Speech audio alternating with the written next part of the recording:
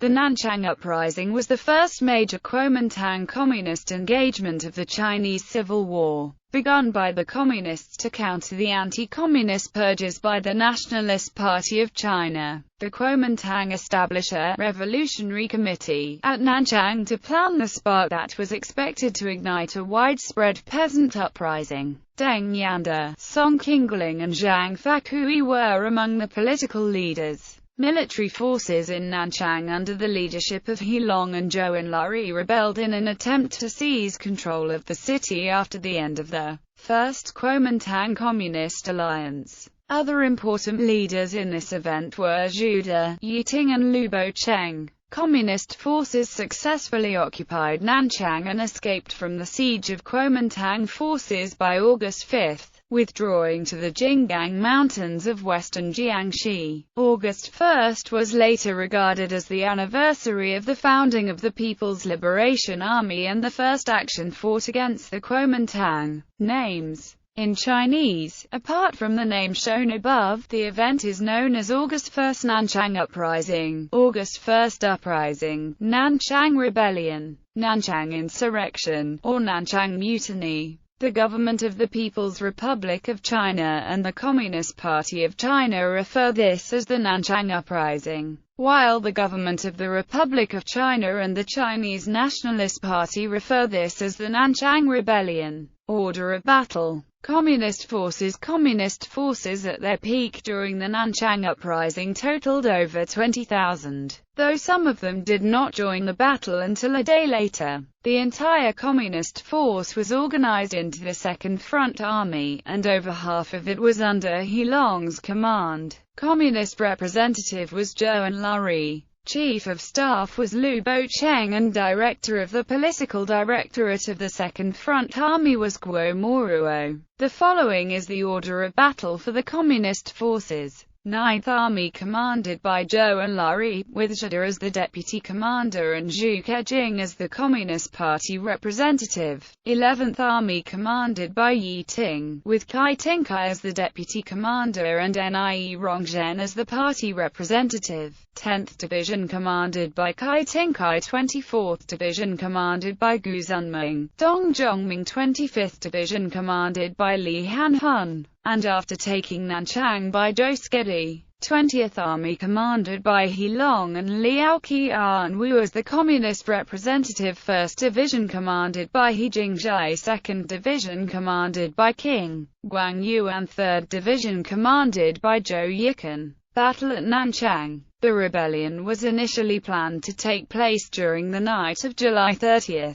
But due to complications with Zhang Guothao it was postponed until the next day. On the morning of August 1, 1927, at exactly 2 a.m., Zhou Enlai, He Long, Nie Rongzhen, Yiting, Yi Qianying, Lin Biao, Zhu De, Chen Yi and Liu Bocheng led their troops and attacked the city of Nanchang from different directions. 4 hours later they took the city, capturing 5,000 small arms and around 1 million rounds of ammunition. Around noon the Revolutionary Committee of the Chinese Nationalist Party was established. The committee has 25 members. Deng Yanda, Zhang Fakui, Tan Pingshan, Chen Yuan, Wu Yuzhang, Peng Zemin, Lin Zuhan, He Long, Guo Moruo, Huang Qizhang, Yun Daiying, Jiang Hao, Zhu Huiri, Zhou Enlai, Zhang Gadao, Yiting, Zhang Shushi, Li Lisan, Zhu Teli, Peng Pari, Su Zhaozheng, Song Qingling, He Zhaning, Yuan and Jing Hengyi. Yang Chang claims that the operation led by Zhou Enlai was supervised by Soviet military advisors.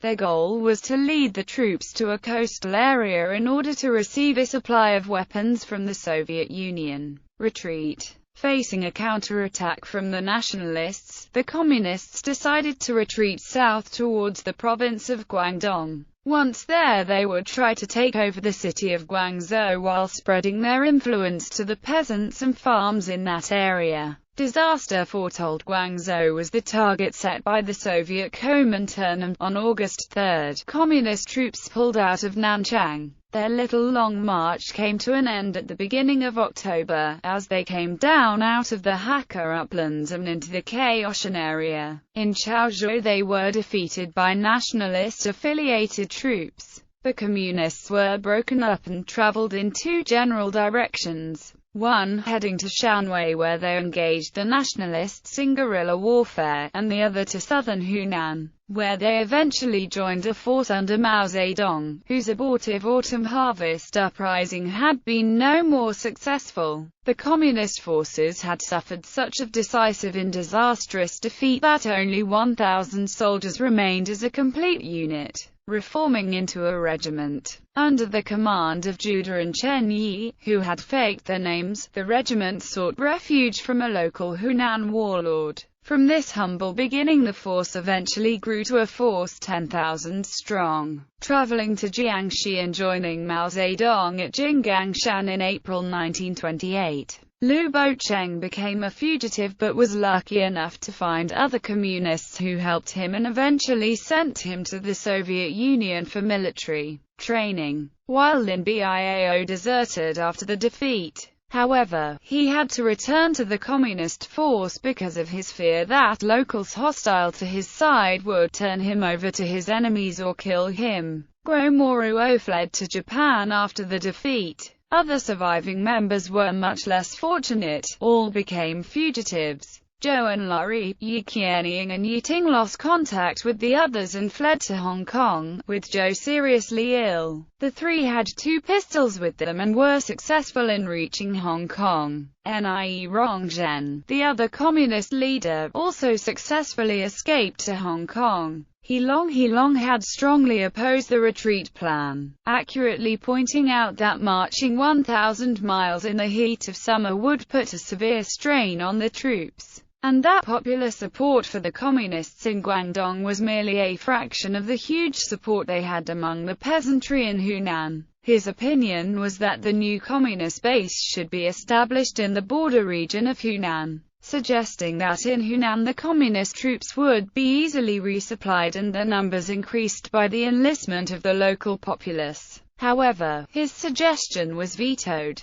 He Long went home alone after the defeat. Demoted from his position as an army commander in charge of tens of thousands of men to that of a beggar, he was not well received by his family except for a few who were already communists. He would soon raise another force of communist soldiers, this time more than 3,000 strong, but it would be wiped out by the nationalists, with less than 3 dozen members surviving. It would take a year for He Long's force to recover again for the 3rd time.